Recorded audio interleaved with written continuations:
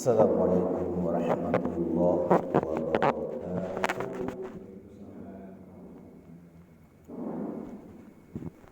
Apa kabar bos sekalian? Sehat semuanya? Alhamdulillah. Hamdan katsiran thayyiban mubarakan fihi. Asbahna asbahal mulku lillah walhamdulillah. La syarika lahu ولا إله إلا هو وإليه النشور. أصبحنا على فطرة الإسلام وكلمة الإخلاص وعلى دين نبينا محمد صلى الله عليه وسلم وعلى ملة أبينا إبراهيم حنيفا وما كان من المشركين. رضينا بالله ربا وبالإسلام دينا ومحمد نبيا ورسولا.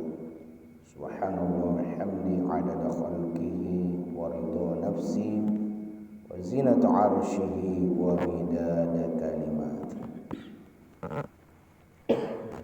Alhamdulillah, senantiasa kita memuji dan bersyukur kepada Allah Subhanahu wa taala atas segala nikmat yang Allah limpahkan, curahkan kepada kita. Mudah-mudahan segala nikmat yang Allah anugerahkan ini senantiasa menghantarkan kita menjadi hamba-hamba yang pandai bersyukur kepada-Nya. Karena sesungguhnya bila mana kita bersyukur atas nikmat Allah, maka Allah akan menambah nikmat itu. Dan sebaliknya bila mana kita tidak bersyukur alias mengkufuri nikmat Allah, sesungguhnya inna azabi lasyadid, sesungguhnya azabku kata Allah sangatlah pedih. Karena itu mari kita wujudkan kesyukuran kita dengan senantiasa beribadah kepada Allah. Mudah-mudahan ibadah yang kita terima, yang kita laksanakan dijabah atau diterima oleh Allah Subhanahu wa ta'ala. Salam dan salawat semoga senantiasa Allah curahkan kepada junjungan kita Nabiullah Muhammad sallallahu alaihi wasallam. Mudah-mudahan kita akan senantiasa menjadi pengikutnya yang setia. Senantiasa kita mengikuti ajaran-ajaran yang telah ditinggalkan, yang diwariskan oleh baginda Rasulullah Muhammad sallallahu alaihi wasallam. Apa yang ditinggalkan? Taraktu fikum amrayn lan tadillu abada in tamassaktum bihima kitabullah wa sunnati. Dalam hadis yang sahih, Rasulullah sallallahu alaihi wasallam berpesan kepada para sahabat dan tentunya kepada kita sekalian, taraktu fikum amrayn, aku meninggalkan kepada kalian dua urusan, dua perkara. Amrayni lan tadillu abada, di mana kalian tidak akan pernah tersesat selama-lamanya. In tamassaktum bihima, jika kalian berpegang kepada keduanya. Bihima, kitab Allah wa sunnati, kitab Allah Subhanahu wa ta'ala yakni Al-Quranul Karim, wa sunnati, dan sunnah-sunnah. Karena itu mari kita senantiasa menjaga, memelihara sunnah-sunnah Nabi sallallahu alaihi wasallam sebagai bukti kecintaan kita kepada baginda Rasulullah sallallahu alaihi wasallam. Ikutnya kita terhadap baginda Nabi sallallahu alaihi wasallam adalah bukti bahwa kita mencintai Allah Subhanahu wa taala, dan Allah pun akan mencintai kita karena kita benar-benar mencintai Allah Subhanahu wa taala.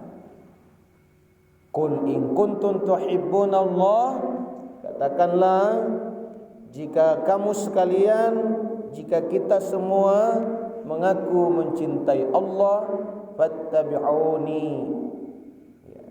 Ini perintah Allah kepada nabinya, kepada Rasulullah Muhammad sallallahu alaihi wasallam, agar dikatakan kepada manusia, wahai manusia, jika kalian benar-benar mencintai Allah, maka ikutilah aku, kata Nabi. Fattabi'uni yuhibbukumullah, niscaya kalian akan dicintai oleh Allah. Pasti, jika kalau kita mengaku mencintai Allah, maka kita harus buktikan dengan mengikuti risalah baginda Nabiullah Muhammad sallallahu alaihi wasallam. Yuhibbukumullah, niscaya kalian akan dicintai oleh Allah, wa yaghfir lakum dzunubakum, dan Allah Subhanahu wa taala akan mengampuni dosa-dosa kalian. Jemaah yang dimuliakan Allah Subhanahu wa taala, seperti apakah kecintaan kita kepada Rasulullah sallallahu alaihi wasallam? Tentunya kecintaan kepada Rasulullah sallallahu alaihi wasallam akan terwujud kalau kita mengenal baginda Muhammad sallallahu alaihi wasallam. Kalau kita tidak mengenal sosok, kepribadian atau perjalanan hidup Nabi Muhammad sallallahu alaihi wasallam, bagaimana mungkin kita akan mencintainya? Sementara kita tidak pernah berjumpa dengan Rasulullah Muhammad sallallahu alaihi wasallam. Oleh karena itu tiada henti-hentinya kita diarahkan untuk mengenal sosok, kepribadian, akhlak atau perjalanan hidup Nabi Muhammad sallallahu alaihi wasallam. Kalau kita tidak mencoba mengenalinya, maka kecintaan kita kepadanya tentu dipertanyakan. Jemaah subuh yang dimuliakan Allah Subhanahu wa taala, kami sebagai Dewan Masjid Indonesia, baik Kota Pangkal Pinang ataupun Provinsi Kepulauan Bangka Belitung, senantiasa mengajak kita untuk kembali menguatkan kecintaan kita kepada baginda Rasulullah sallallahu alaihi wasallam. Mari kita senantiasa mengenal dan terus mengenal bagaimana Rasulullah sallallahu alaihi wasallam yang telah diutus oleh Allah Subhanahu wa taala, di mana beliau merasakan penderitaan yang sangat hebat. Beliau tidak peduli keadaannya, terusir dari kaumnya, maknanya adalah keluarga besarnya gitu. Kalau kita diusir dari suatu pekerjaan mungkin belum terlalu berat dibandingkan ketika kita diusir, dibenci oleh keluarga kita, Pak. Kalau kita diusir, dibenci oleh pimpinan, kita bisa mungkin cari pekerjaan lain. Tapi kalau kita diusir oleh keluarga kita, rasanya kita tidak hidup lagi di dunia ini. Kalau keluarga kita yang selama ini kita mencintai kita, kemudian mengusir kita, memusuhi kita, na'udzubillah, tsumma na'udzubillah. Seperti itulah yang dialami Nabi. Demi untuk mendakwakan agama Allah Subhanahu wa taala, rela menderita. Laqad ja'akum rasulun min anfusikum azizun 'alaihi ma 'anittum harisun 'alaikum bil mu'minina raufur rahim. Itu dalam Al-Qur'an disebutkan. Dan sungguh telah diutus kepada kalian rasulun min anfusikum, seorang rasul dari kaum sendiri.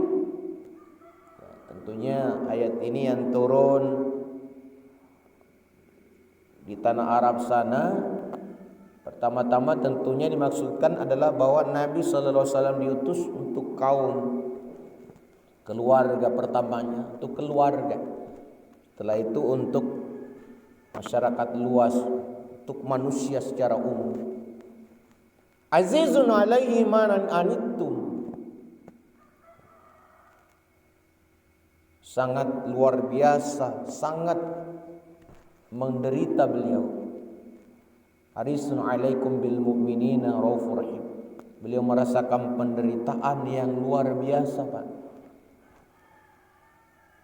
Diusir, bahkan beliau mau dibunuh, disingkirkan, diintimidasi. Para sahabat yang mengikuti beliau disiksa. Coba bayangkan. Yang jelas bahwa penuh dengan penderitaan. Sangat menginginkan keimanan dan keselamatan. Semua ini dilakukan oleh Nabi sallallahu alaihi wasallam karena beliau ingin agar kita selamat, Pak. Agar kita ini umatnya benar-benar beriman kepada Allah Subhanahu wa ta'ala. Nabi menginginkan agar kita selamat. Karena tidak ada keselamatan terkecuali mengikuti jalan-jalan yang telah Allah berikan kepada kita. Tidak ada keselamatan, Pak. Keselamatan itu hanya kita dapatkan kalau kita melalui jalan keselamatan itu. Kalau kita tidak melaluinya, kita tidak akan mendapatkan keselamatan. Terutama keselamatan ketika kita kembali ke kampung akhirat. Jamaah subuh yang dimuliakan Allah Subhanahu wa taala, bersyukur kita Allah masih mempertemukan kita dengan bulan Rabiul Awal. Bulan ketiga dari penanggalan Hijriyah.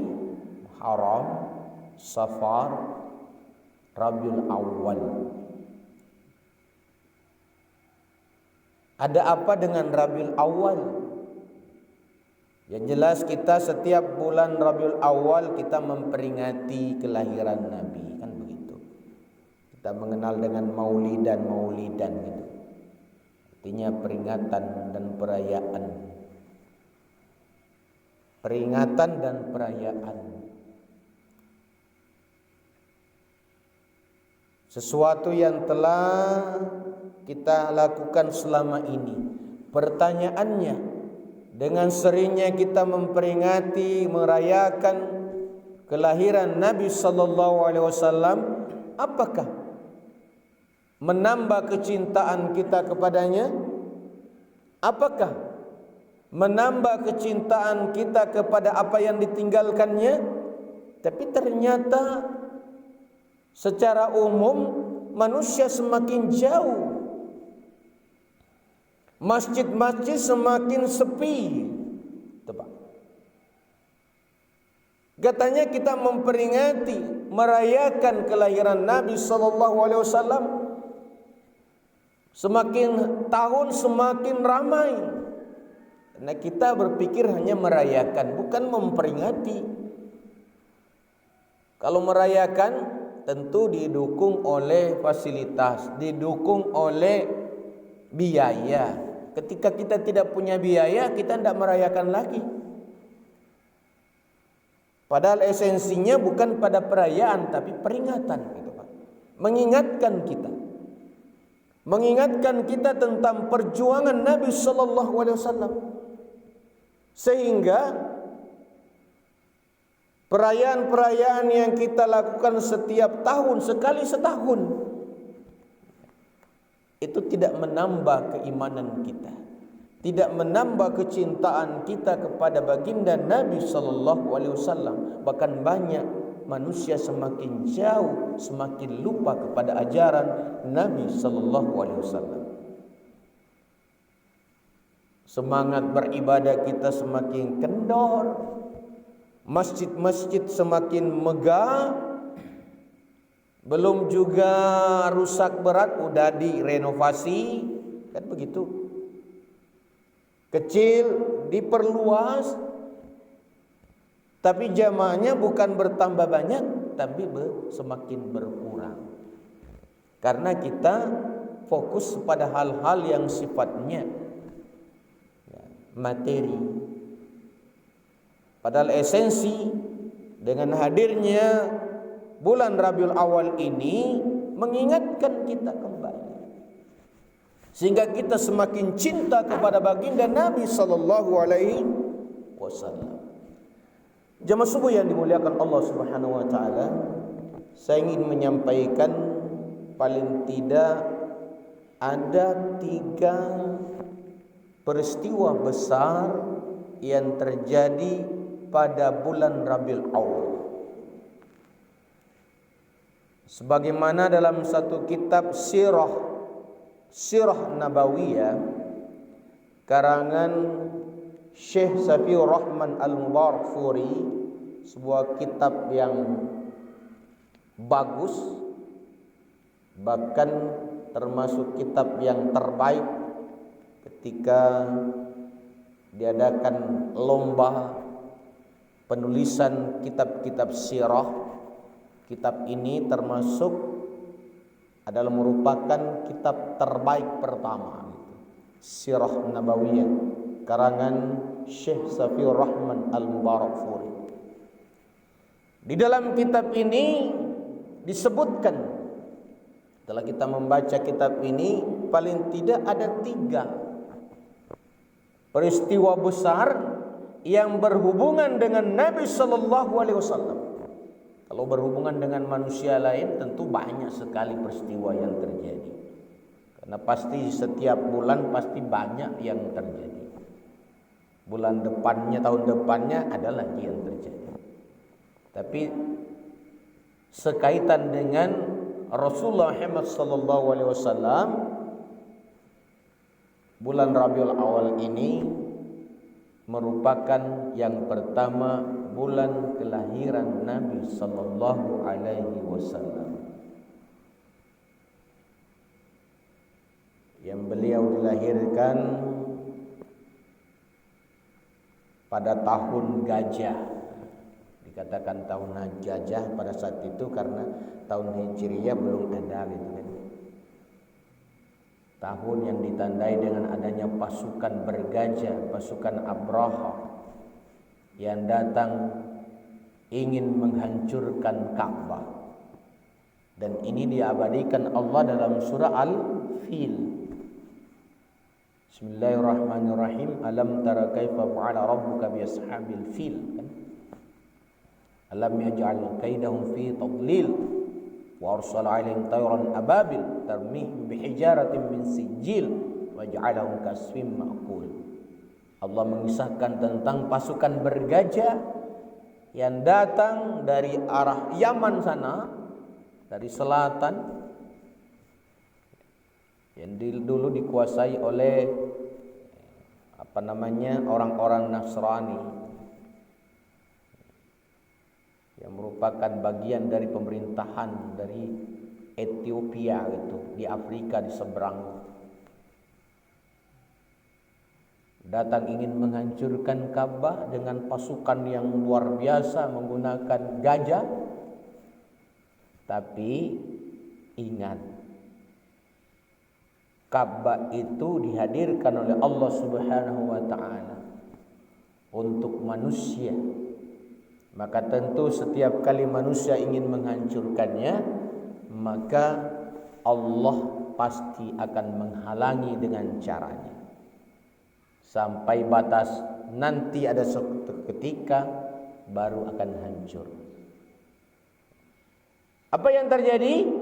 Ya, pasukan yang besar ini dikalahkan oleh pasukan kecil, yakni pasukan burung-burung ababil. Ya, saya kira kita semua sudah tahu cerita kisahnya, anak-anak pun sudah tahu.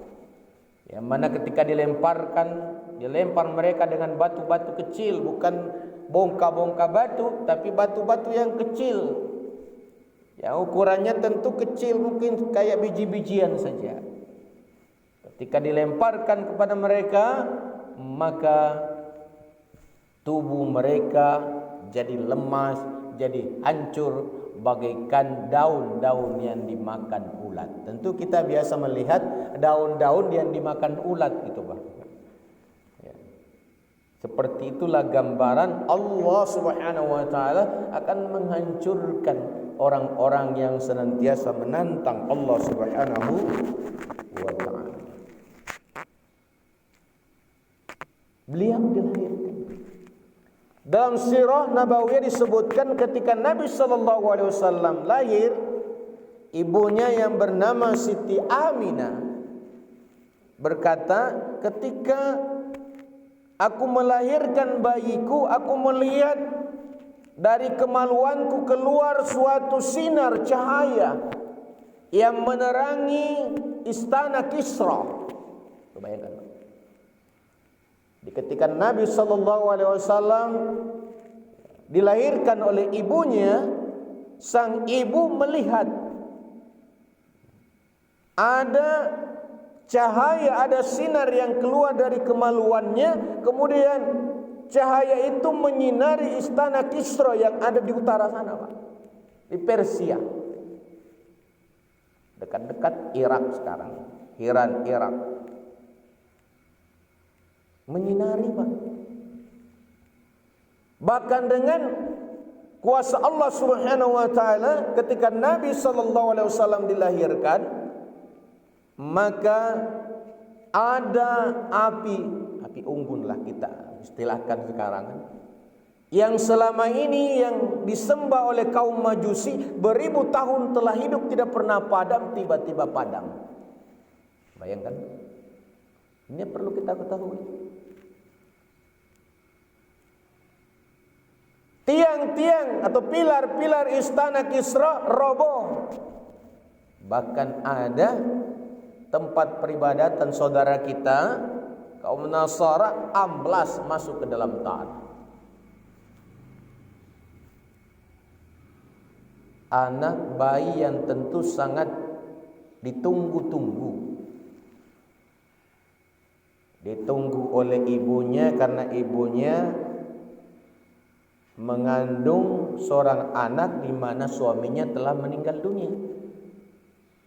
Tentu seorang istri yang tengah mengandung di mana suaminya telah meninggalkannya atau wafat, tentu sangat mengharapkan kehadiran bayinya. Seorang kakek tentu juga sangat menginginkan hadirnya cucu.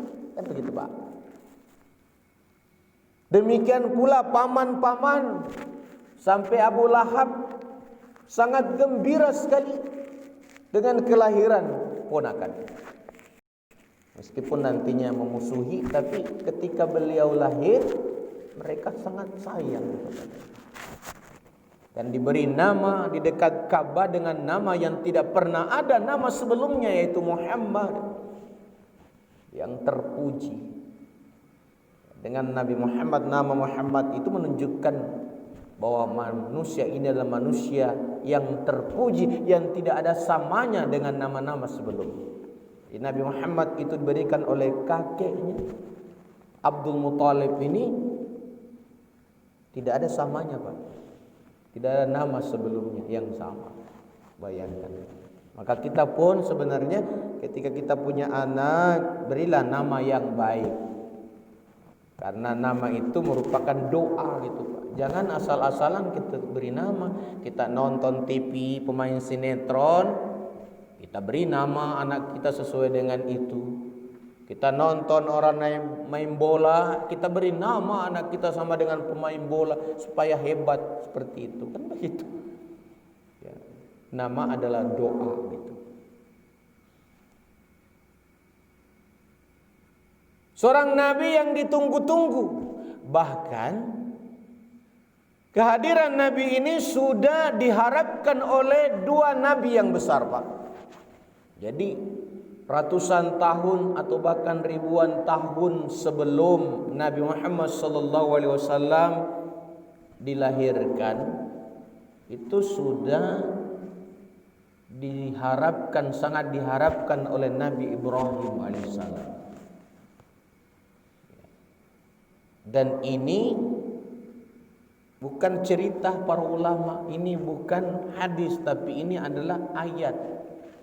Allah Subhanahu wa taala mengabadikan dalam Al-Qur'an surah Al-Baqarah ayat 127 sampai dengan 129 terkait dengan bagaimana seorang nabi, dua nabi, ayah dan anak, yaitu Nabi Ibrahim bersama dengan Nabi Ismail alaihissalam, sangat mengharapkan lahirnya seorang rasul di tengah-tengah kaum.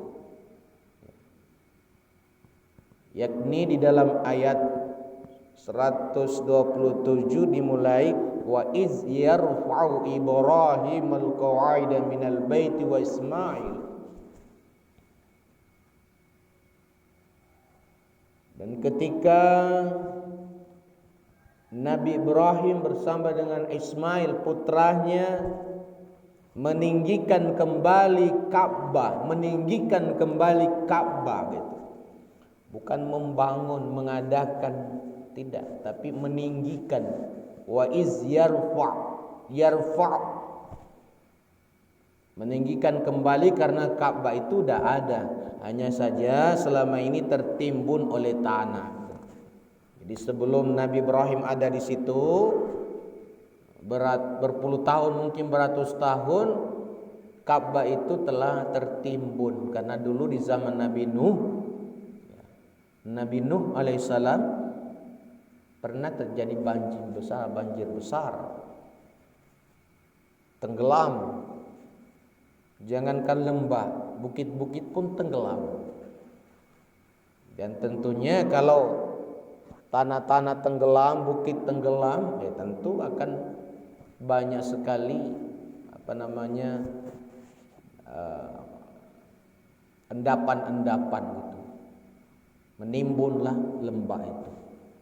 Tapi Allah Subhanahu wa taala membimbing rasulnya untuk datang ke sana agar meninggikan kembali. Wa iz yarfa'u Ibrahim al-qawa'ida minal baiti wa Ismail. Rabbana taqabbal minna. Kemudian mereka berdoa kepada Allah, Rabbana taqabbal minna. Wahai Tuhan kami, terimalah apa yang telah kami lakukan ini agar diterima. Ini memberikan pelajaran kepada kita bahwa apapun yang kita kerjakan, kita selalu bersandar mengharap kepada Allah agar diterima. Sia-sialah pekerjaan kita kalau tidak diterima. Kita bekerja tapi tidak diterima oleh orang yang mesan, itu kan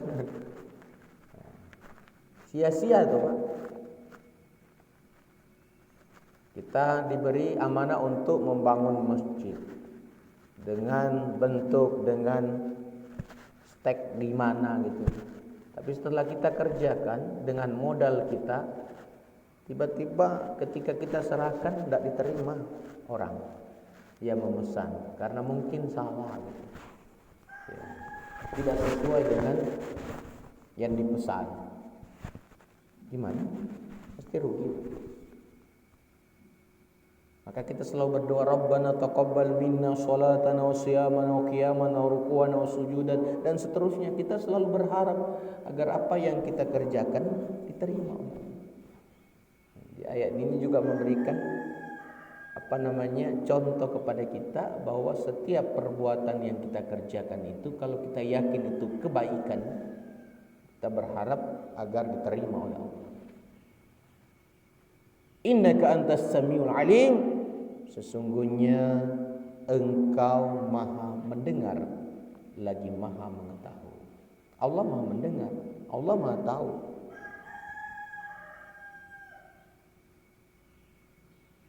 Ayat selanjutnya, Rabbana waj'alna muslimaini. Wahai Tuhan kami, jadikanlah kami berdua muslimaini. Berarti cuma dua orang berdoa kan? Yang jelas saat itu belum ada kaum. Kalau toh ada mungkin orang yang datang sehingga, tapi belum ada banyak terbentuk suatu komunitas masyarakat, belum. Ketika berdua Nabi Ibrahim bersama Ismail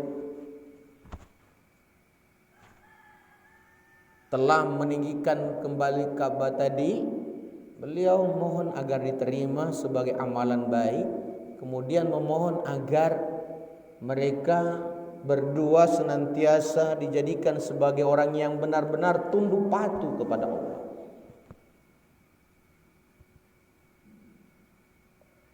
Laka wa min zurriyatina, juga zuriat-zuriat.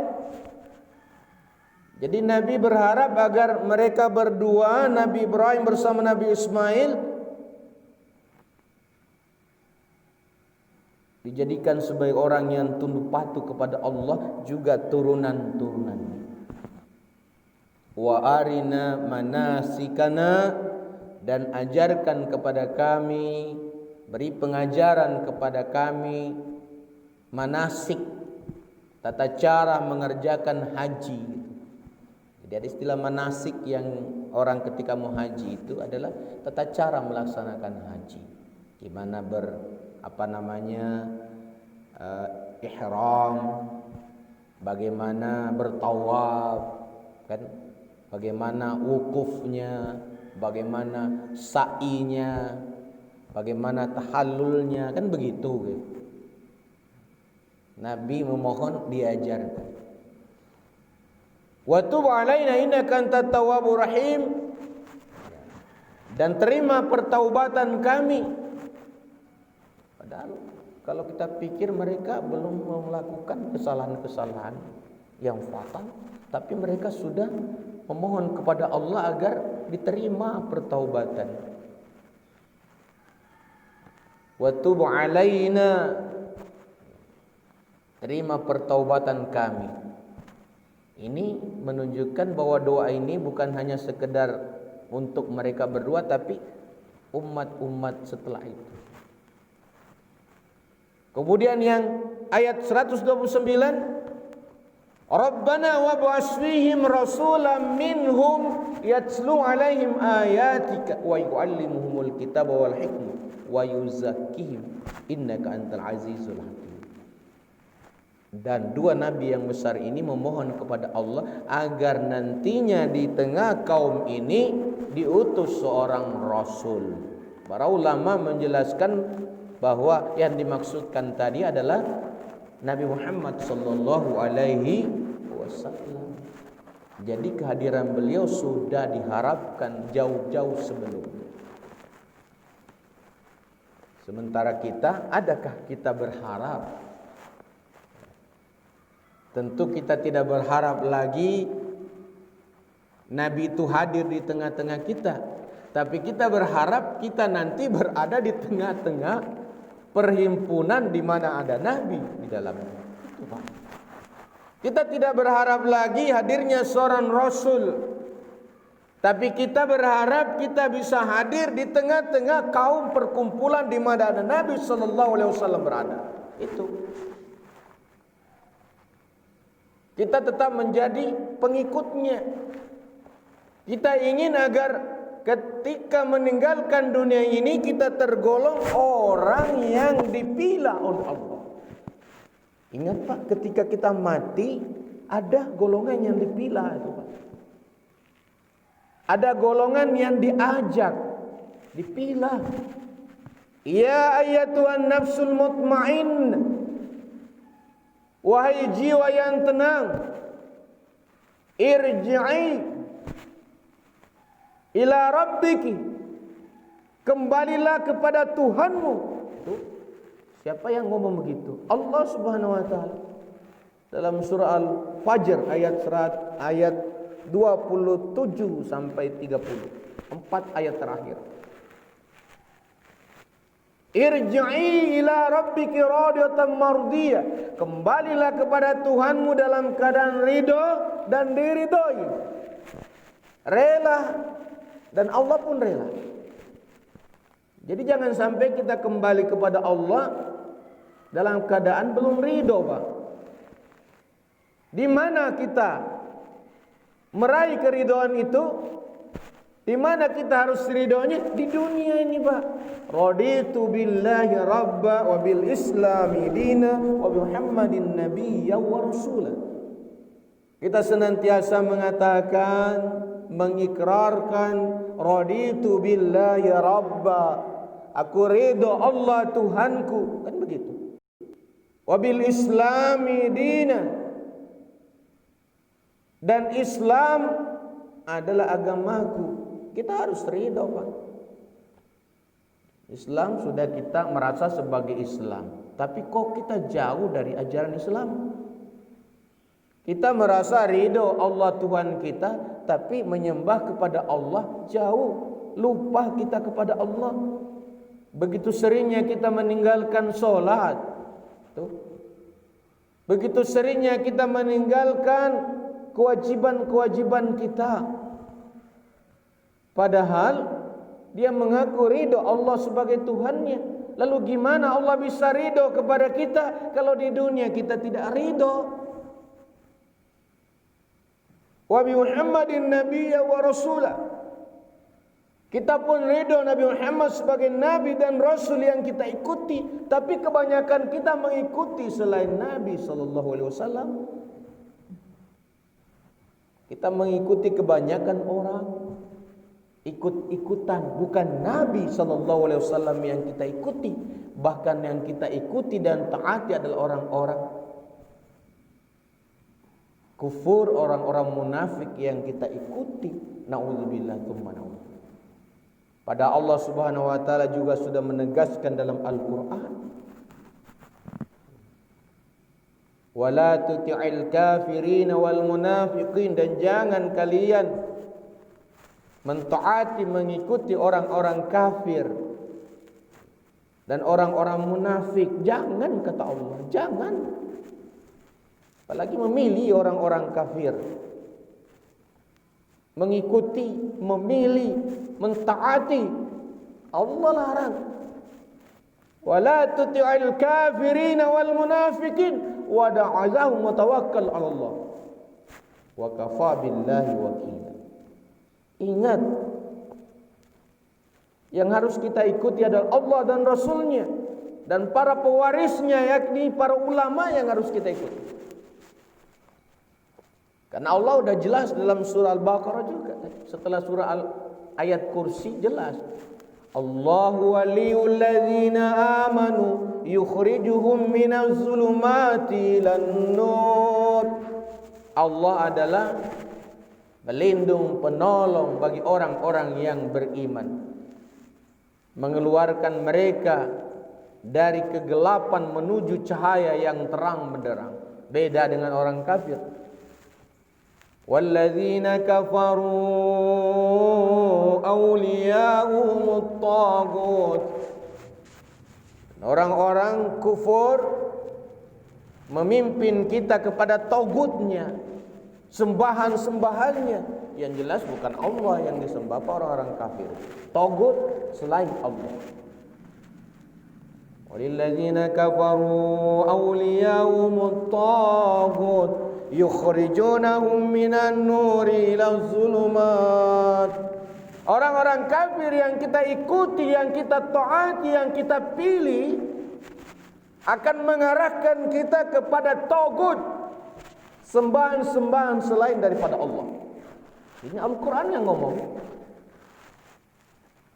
Yukhrijunahum minan nuri ila zulumat. Terbalik tadi. Mengeluarkan kita dari cahaya menuju zulumat, menuju pada kegelapan, kesesatan. Nauzubillah. Maka ini harus kita pikirkan. Jangan kita mengikuti kebanyakan orang-orang di atas permukaan. Apalagi jelas-jelas orang kufur, jangan kita mengikuti, jangan kita taat, jangan kita memilih jadi panutan kita. Kalau kita milih sebagai panutan, kita harus ikut.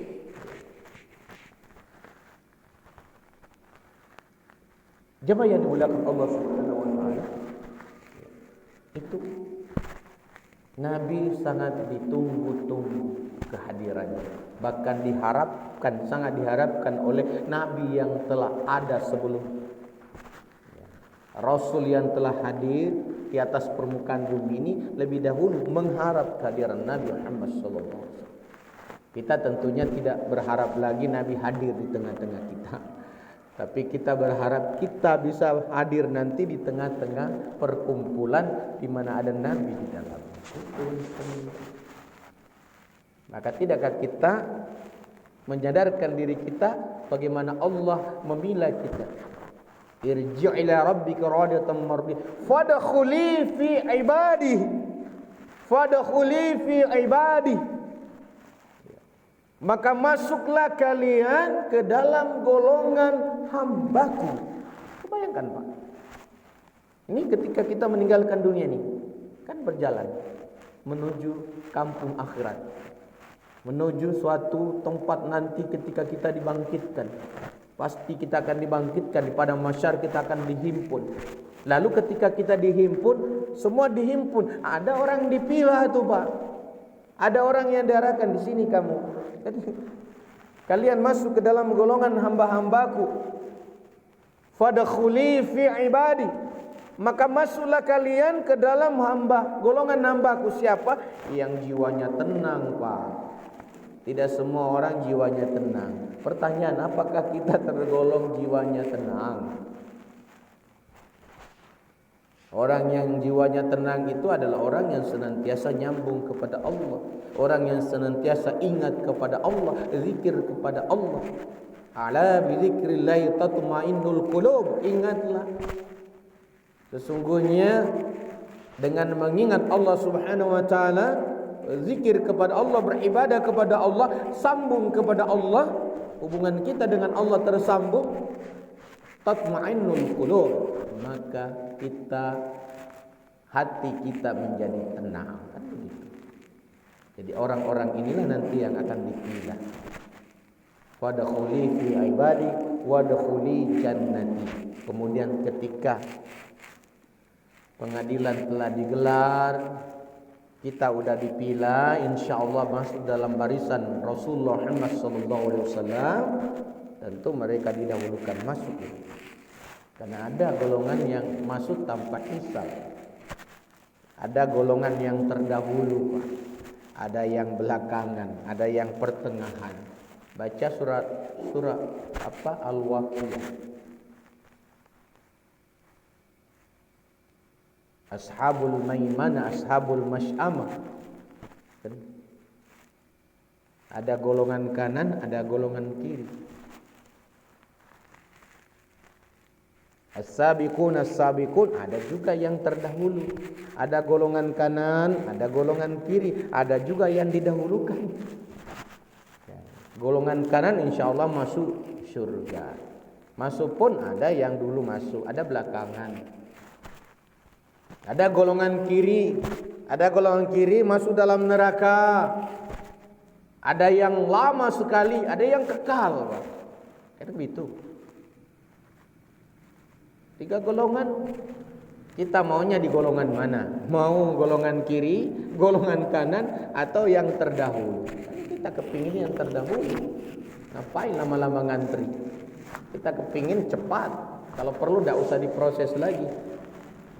Kalau tidak mau diproses, jangan terlalu banyak bawaan. Kalau terlalu banyak bawaan, maka kita akan diproses. Banyak bawaan, Bapak mau ke Palembang, mau ke Jakarta, banyak kardus dibawa, diproses dulu tuh Pak. Dicek satu persatu barang bawaan. Nabi tidak perlu diproses karena semuanya udah. Apapun yang dimiliki Nabi sudah semuanya. Tidak ada lagi. Barang-barang apapun yang dimiliki Nabi semuanya udah diserahin sebelum meninggalkan kehidupan dunia ini. Kalau kita biasanya harta masih bertumpuk, kita keburu meninggal. Akhirnya yang terjadi, harta yang kita tinggalkan belum kita serahkan kepada Allah. Maka itu pasti nanti akan diproses. Jemaah yang dimuliakan Allah Subhanahu wa taala. Jadi peristiwa kelahiran. Yang kedua, peristiwa hijrah Nabi. Yang ketiga, peristiwa wafatnya Nabi. InsyaAllah nanti pada pertemuan selanjutnya kita akan sampaikan tentang dua peristiwa ini. Yang jelas bahwa Nabi hijrah itu pada tahun 14 Nubuwah bertepatan dengan tahun 622 Masehi, bulan September. Dimulai berangkat dari rumah menuju Gua Sur dalam sirah Nabawiyah ini tadi pada tanggal 27 bulan Safar tahun 14 Nubuwah atau tahun pertama Hijriah. Karena tahun itu ditetapkan sebagai tahun pertama. Kemudian menuju ke Gua Sur sampai beberapa hari. Tanggal 1 Rabiul Awal malam Senin beliau meninggalkan Gua Sur menuju Madinah dengan arah yang berlawanan, tadi ke selatan baru ke barat. Madinah itu di utara, tapi beliau ke selatan dulu, sembunyi dalam gua, kemudian tentu mengatur strategi perjalanan. Tentu ini merupakan bimbingan Allah Subhanahu wa taala.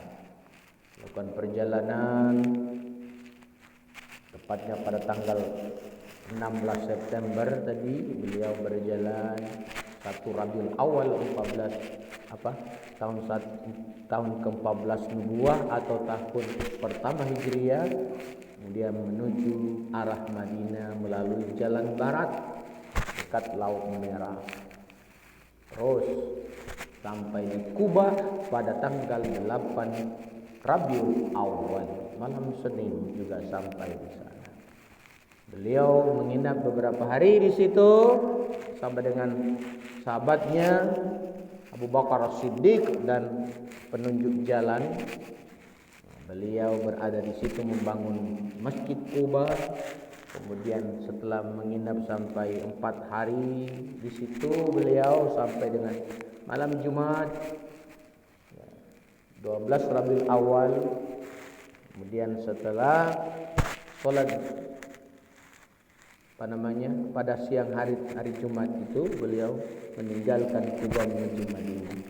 Mampir sholat Jumat di suatu kaum sebelum masuk ke kota Madinah. Dan beliau sampai di kota Madinah, Yatsrib saat itu namanya, pada tanggal 12 Rabiul Awal.